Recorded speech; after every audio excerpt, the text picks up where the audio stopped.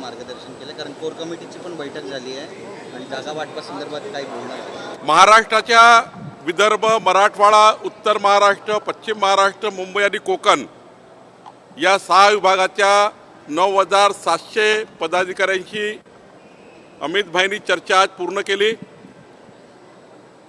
संघटनेच्या माध्यमातून बूथपर्यंतच्या कार्यकर्त्यांना महायुती जिंकण्याकरता मूलमंत्र अमितभाईंनी दिला. केंद्र सरकार, राज्य सरकारने केलेले जनकल्याणाचे कार्य, महाराष्ट्राच्या विकासाचे कार्य जे मोदीजीच्या सरकारने या महाराष्ट्राला दिले आहेत आणि डबल इंजिन सरकार, केंद्रातलं सरकार, राज्यातलं सरकार, हे डबल इंजिन सरकार 14 कोटी जनतेच्या विकासाकरता, या महाराष्ट्राकरता जे काम करत आहे, हे काम घेऊन आम्ही घरोघरी जाणार आहोत. घर चलो अभियान करणार आहोत. प्रत्येक बूथवर आमची शक्ती आम्ही वाढवणार आहोत आणि यातून हा महाराष्ट्र महायुतीला जिंकणार आहोत. माननीय अमितभाईंचं मी आभार मानतो महाराष्ट्र भाजपतर्फे, की 2014लाही त्यांनी अशीच ऊर्जा दिली होती. 2014 ते 2024पर्यंत या 10 वर्षात अमितभाईचा एक मोठा कार्यकाळ आमच्या पाठीशी राहिला आहे आणि याही निवडणुकीमध्ये माननीय अमितभाई आमच्या पाठीशी पूर्ण खंबीरपणे उभे आहेत. आमचं केंद्राचं संपूर्ण नेतृत्व या ठिकाणी आहे आणि मला विश्वास आहे एकनाथ शिंदेजी, देवेंद्रजी, अजितदादा आणि आमचं 11 पक्षाचं महायुतीचं सरकार या महाराष्ट्रात 100% पुन्हा प्रचंड बहुमताने विजयी होईल असं मला विश्वास आहे. सर, सकाळी जे झालं होतं, त्या योगी सभागृहामध्ये ज्यावेळी त्यांची संबोधन झालं होतं त्यावेळी ते म्हणाले होते की 2024ला महायुतीचं सरकार असेल, मात्र 2029ला हे कमळाचं सरकार असेल आणि मुख्यमंत्री हा भाजपचा असेल. या वक्तव्यावरून अनेक आता प्रतिक्रिया येतात. काय वाटतं? खरं तर 2024 बद्दल महायुतीचं सरकार या महाराष्ट्रात आलंच पाहिजे आणि आम्ही भाजपाचे कार्यकर्ते आहोत. आम्ही लॉंग टर्मपर्यंत भारतीय जनता पक्षाचे कार्यकर्ते म्हणून काम करतो. अमितभाई सुद्धा भारतीय जनता पार्टीच्या संघटनेमधून तयार झालेले नेते आहेत आणि त्यामुळे साहजिक असा विचार असतो की बाबा आपली संघटना वाढली पाहिजे, कार्यकर्त्यांना प्रचंड उत्साह आला पाहिजे. कार्यकर्त्यांना उत्साह केव्हा येईल? जोपर्यंत आमचा बूथपासून तर विधानसभेपर्यंत, लोकसभेपासून तर ग्रामपंचायतपर्यंत आमचा पक्षाचा कार्यकर्ता मजबूत होणार नाही, तोपर्यंत आम्ही 100% कसं करता येईल? आणि अमितभाईंनी काही वेगळं सांगितलं नाही. अमितभाईंनी कार्यकर्त्यांना ऊर्जा आणि कार्यकर्त्यांना जो मूलमंत्र दिला तो खऱ्या अर्थाने महायुतीचा दिला. 2024ची महायुती त्यांनी सांगितली आणि पुढच्या काळातही भारतीय जनता पार्टी ही मजबूत झाली पाहिजे, यातला तो अर्थ होता. फार मोठं एक चॅलेंज वाटतंय का? 2024 लोकसभेचे रिझल्ट आले, त्यामुळे खचून जाऊ नका अशा पद्धतीनं कार्यकर्त्यांना त्यांनी संबोधित केलंय. याचा अर्थ भाजपच्या कार्यकर्त्यांचं मनोबल खचलंय का लोकसभेच्या निकालांमुळे? बिलकुल खचलं नाही आहे. त्यांनी हे सांगितलं की जरी महाराष्ट्रामध्ये 2 लक्ष मताने आम्ही मागे राहिलो, 2,50,00,000 मतं महाविकास आघाडीला आहे, 2,48,00,000 मतं महायुतीला आहे. 2 लक्ष मतांनी आम्ही मागे राहिलो. मुंबईत 2 लक्ष मतांनी पुढे आहोत. पण जो त्या ठिकाणी आम्हाला एक अपेक्षा होती, महाराष्ट्रामध्ये प्रचंड सीट जिंकू, लोकसभेत आम्ही चांगले येऊ, आम्ही थोडे कमी राहिलो. पण सरकार देशामध्ये मोदींचं आलं आहे आणि मोदीचं सरकार 2029च्या जूनपर्यंत आहे. त्यामुळं त्यांनी असं म्हटलं की 2029 जूनपर्यंत जर देशामध्ये मोदींचं सरकार आहे तर प्रचंड ताकदीने पुन्हा कामाला लागा आणि पुन्हा या ठिकाणी या महाराष्ट्राला प्रचंड ताकद द्या, प्रचंड ऊर्जा पक्षामध्ये तयार करा आणि दोन्ही सरकारचे कामं घरोघरी पोहोचवा. पण वोट जिहाद एक फार मोठं आव्हान वाटतंय का या निवडणुकीमध्ये? वोट जिहाद नाही, असं आहे, एवढं आव्हान असूनही आम्ही त्या ठिकाणी बऱ्यापैकी विधानसभेत समोर आहे. जर आपण विधानसभा वाईज जर लोकसभेचे आकडे घेतले तर बऱ्यापैकी आम्ही समोर आहे. एवढं त्या ठिकाणी खोटारडेपणाचं वातावरण महाविकास आघाडीने या महाराष्ट्रात तयार केलं, तरी या महाराष्ट्रामध्ये आम्ही आता लोकसभेतही विधानसभेचा जर विचार केला विधानसभा वाईज तर आम्ही फार पुढे आहोत. आणि आता तर पुन्हा एकदा खोटारडेपणा उघड झाला आहे. मागासवर्गीय समाजामध्ये माहीत झाला की खोटं बोलले मोदींच्या नावाने. आदिवासी समाजामध्ये माहीत झाला की काँग्रेस खोटं बोलली आहे. त्या ठिकाणी आमच्या बहिणीला माहीत झाला आहे की काँग्रेसने जे आश्वासन दिलं 8,500 रुपये खटाखट देऊ, राहुल गांधी म्हटले होते, त्या ठिकाणी खोटारडेपणा झाला. त्यामुळं आत्ता महाराष्ट्राचं वातावरण हे बऱ्यापैकी महायुतीच्या बाजूने आहे. आमच्या महाराष्ट्राच्या सरकारने खूप चांगलं काम केलं. मोदीच्या 100 दिवसाच्या सरकारने चांगलं काम केलं. शेवटी विकासावर आम्ही मत मागतो आहे आणि मला विश्वास आहे महाराष्ट्राची जनता विकासावर मत देईल आणि पुढच्या काळात महायुती प्रचंड ताकद देईल. कोणत्याच्या वक्तव्यामुळे नाना पटोलेंनी असं म्हटलेलं आहे की देवेंद्र फडणवीस यांनी माफी मागायला हवी. महाराष्ट्राची वोट जिहाद असा प्रकारच नसतो आणि त्यांनी भारतीय संविधानाला हात लावलेला आहे. देवेंद्रजींनी असं म्हटलं, आम्ही कधीही या देशातल्या कुठल्याही धर्माच्या विरुद्ध नाही, कुठल्याही समाजाच्या विरुद्ध नाही, पण ज्या पद्धतीनं मतं झालेत धुळेमध्ये बघा 5 विधानसभेत आम्हाला 1,85,000ची लीड आहे आणि जेव्हा धुळे मध्ये आली म्हणजे मालेगाव मध्ये आली तेव्हा 1,90,000 मतं एकाच विधानसभेत एका पक्षाला मिळतात. म्हणजे 1,95,000 मतदानापैकी 1,90,000 मतं जेव्हा एक पक्षाला मिळतात तेव्हा विचार येतो माणसाला की आपण जे काम करतो. मोदीजींनी 6.5 कोटी लोकांना अन्न दिलं, कधी हिंदू मुस्लिम सिख इसाई बघितलं नाही.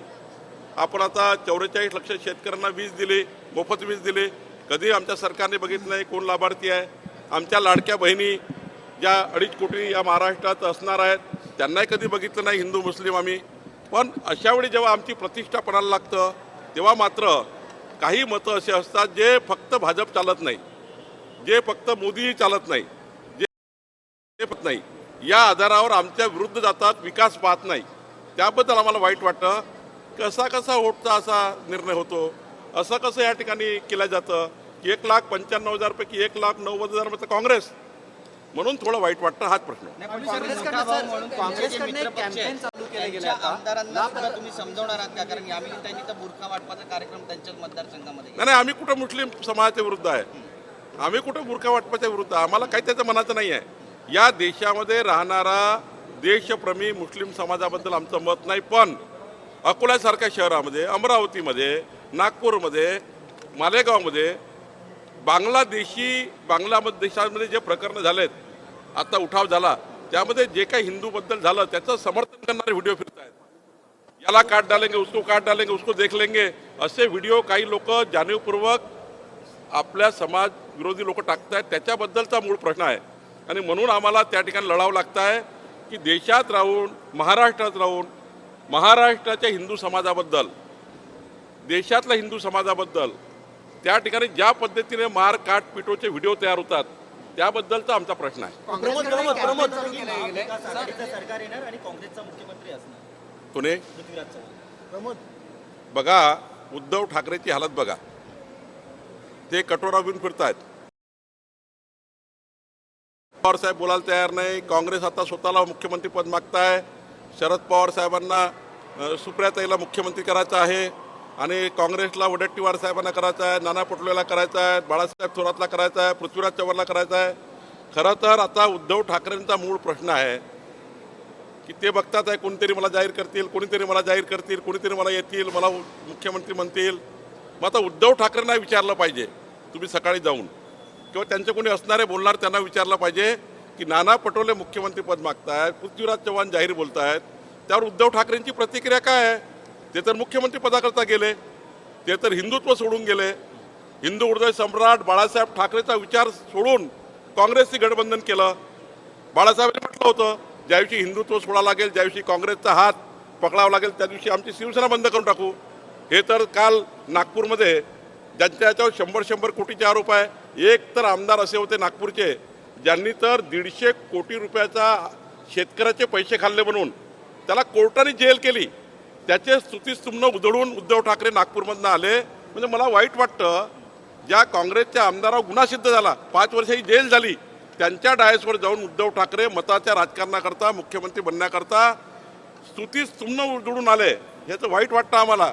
आणि त्यामुळे उद्धव ठाकरे साहेबाबद्दल आणि खऱ्या अर्थाने त्यांच्या नेतृत्व त्यांनी जे काँग्रेसच्या घरी गहाण ठेवलं आहे याच्याबद्दल महाराष्ट्राला खरी चिंता आहे. अमित शहा असं म्हणतात की भारतीय जनता पार्टी खूप मोठी हजमा पार्टी आहे, विरोधी पक्षांना हजम करून टाकणारी पार्टी आहे, असे प्रकारची स्टेटमेंट आज भाषणामध्ये त्यांनी दिली. अहो नाही, असं तुम्ही म्हणजे काय बोलले?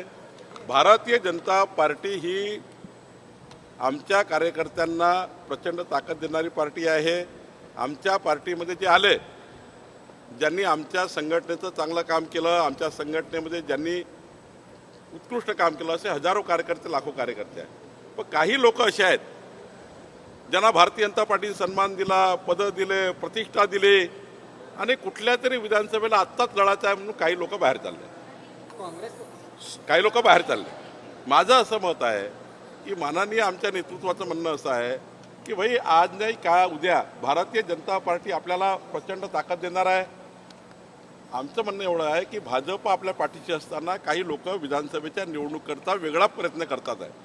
त्यांच्याबद्दल आमचं म्हणणं आहे की आता ठीक आहे, मग आता काय करावं. सर, महाराष्ट्राचे प्रदेशाध्यक्ष म्हणून साईबाबांबद्दल तुमची भूमिका नेमकी अधिकृत भाजपची का असणार आहे?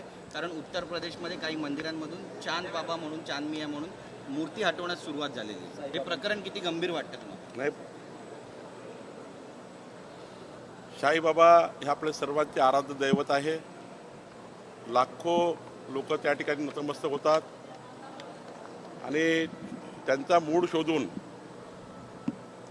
त्यांना कोणी आपापल्या पद्धतीने साईबाबाबद्दल अनादर व्यक्त करत असतील तर मला वाटतं हा घोर अपमान आहे. साईबाबाला मानणारा भक्त, माझ्यासारखा कार्यकर्ता जो 26 एप्रिलला प्रत्येक वर्षी 29 वर्षापासून मी साईबाबाच्या दर्शनाला जातो. 29 वर्षापासून साईबाबाच्या दर्शनाला जातो मी. 29 वर्ष 26 एप्रिलला. सिद्धार्थ मोकळे वंचित अशा भक्तिस्थळाबद्दल, अशा संस्थानाबद्दल अशा पद्धतीने जर कुठं होत असेल तर मला वाटतं हे मोडून काढलं पाहिजे, संपवून टाकलं पाहिजे. वंचितचे नेते सिद्धार्थ मोकळे असं म्हणतायत की उद्धव ठाकरेंना भेटण्यासाठी देवेंद्र फडणवीस 12 वाजता गेले होते. संजय राऊत वरिष्ठ नेत्यांना भेटलेले आहे. किती तथ्य? मला वाटते महाविकास आघाडीने, काँग्रेस खास करून आणि राष्ट्रवादी काँग्रेस यांनी ही पुंगी सोडलेली वाटतं. कारण त्यांना उद्धव ठाकरेंना बदनाम करायचं आहे, त्यांना मुख्यमंत्री पद द्यायचं नाही आहे. मला वाटतं काहीतरी जे शरद पवार गटाचे वॉर रूम चालतात किंवा काँग्रेसचे वॉर रूम चालतात, जे पेएबल आहे, पेडवाले आहेत, पेड वर्कर आहे, त्यांनी तयार करून निश्चित तयार केलेली भूमिका असावी जर असं असेल तर. आणि वंचितनं जर मोठलं असेल तर वंचित बघा लोकसभेच्या पहिले जास्तीत जास्त त्यांची मैत्री ही उद्धव ठाकरेंची होती. तर मला वाटतं उद्धव ठाकरेंना मुख्यमंत्री बनवायचं नाही.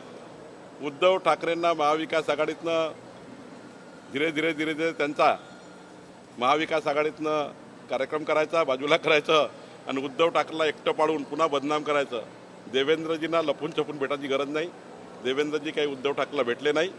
हा नुसता महाविकास आघाडीच्या 2 पक्षांनी, काँग्रेस आणि खास करून राष्ट्रवादी काँग्रेस शरद पवार गटाचा जाणीवपूर्वक योजनाबद्ध पद्धतीने तयार केलेला नरेटिव्ह आहे. सर, काँग्रेसकडनं एक कॅम्पेन चालू करण्यात आलेलं आमदार आहे. आमच्या लापता संपर्कात लेडीज अशा पद्धतीचं त्यांनी कॅम्पेन चालू केलंय आणि याचं मूळ त्यांनी असं धरलंय की महाराष्ट्रात महिला गायब होण्याची संख्या वाढते आणि यामुळेच लाडकी बहीण योजना एकीकडे तुम्ही महाराष्ट्रात घेऊन जात असताना काँग्रेसकडनं आता लापता लेडीज हे कॅम्पेन चालू केलं गेलं. नाही, हे तर खोटारडे आहेत. की काँग्रेसवाल्याचं काही सांगू नका.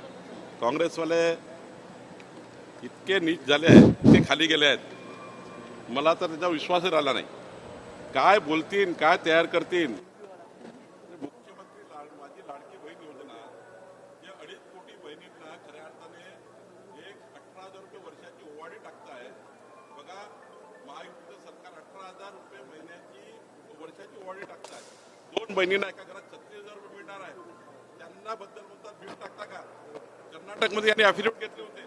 तुम्ही राहुल गांधींनी 8,500 रुपये महिना खटाखट म्हटलं होतं, तेव्हा तुम्हाला काही वाटलं नाही. आणि आज आमचं सरकार देत आहे, आमचं सरकार आमच्या बहिणींना मजबूत करत आहे.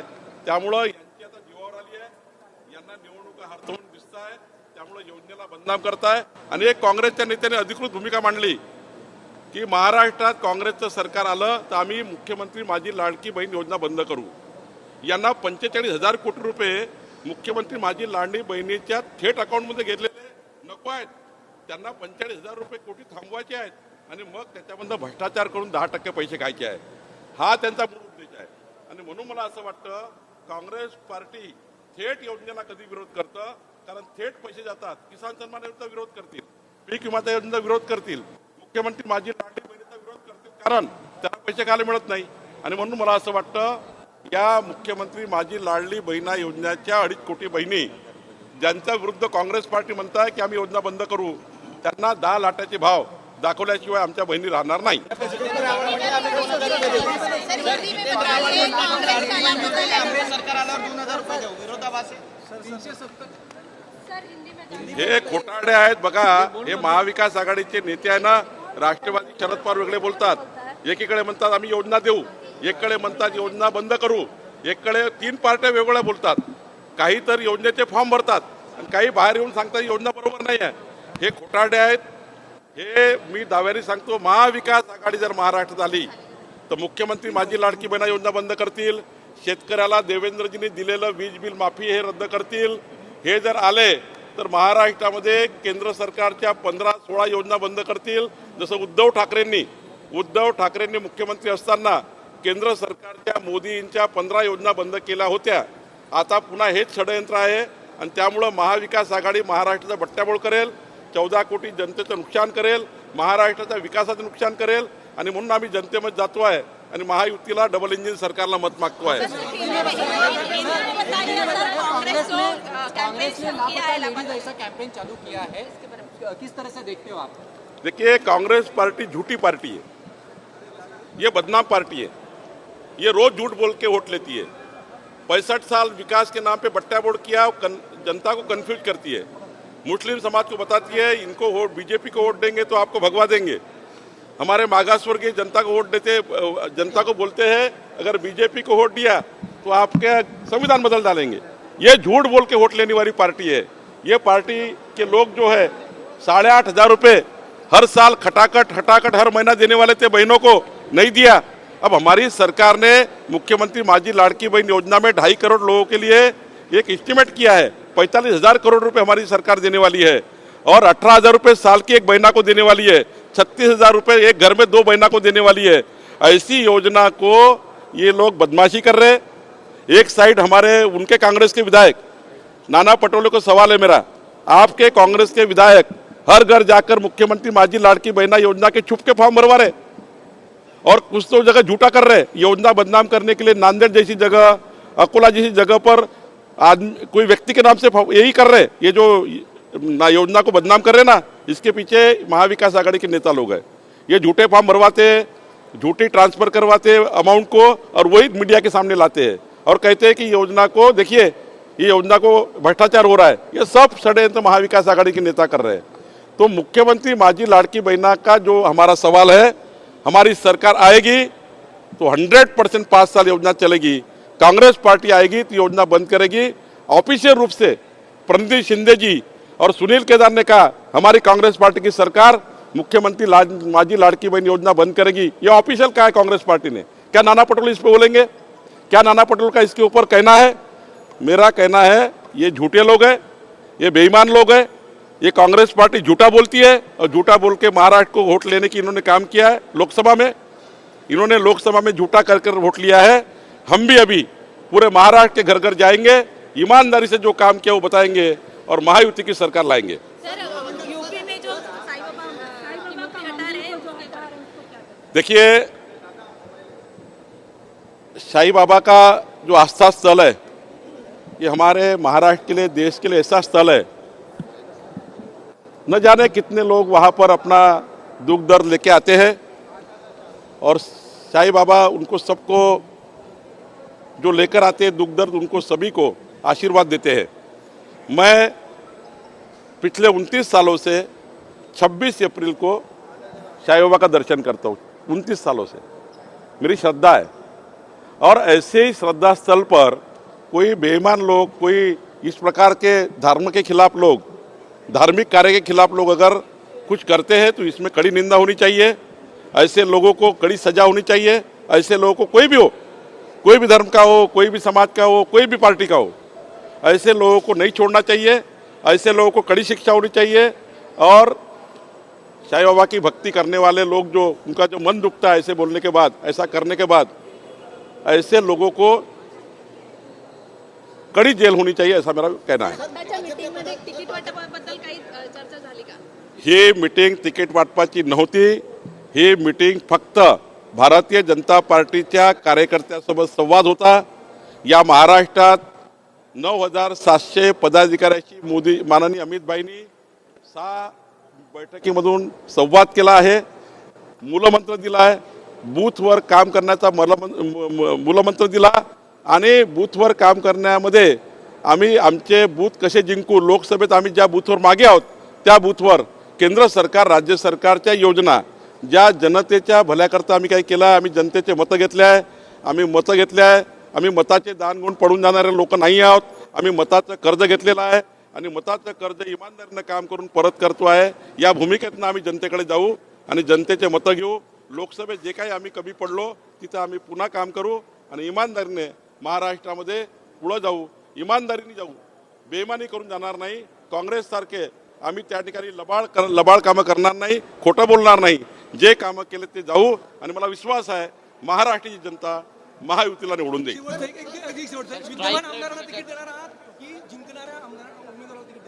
मी मागेही सांगितलं, महायुतीचाही फॉर्म्युला हाच आहे की ज्या ठिकाणी महायुतीचा जो पक्ष जिंकेल त्या पक्षाला ती सीट मिळेल, ज्या ठिकाणी आमचे आमदार जिंकतील त्यांनाही सीट मिळेल. शेवटी हा निर्णय चंद्रशेखर बावनकुळे करत नाही, हा निर्णय केंद्रीय पार्लमेंटरी बोर्ड करतं. त्यामुळं कोणाला तिकीट मिळेल कोणाला नाही तिकीट मिळेल हे चंद्रशेखर बावनकुळेचा विषय नाही आहे, हा विषय केंद्रीय पार्लमेंटरी बोर्डाचा आहे.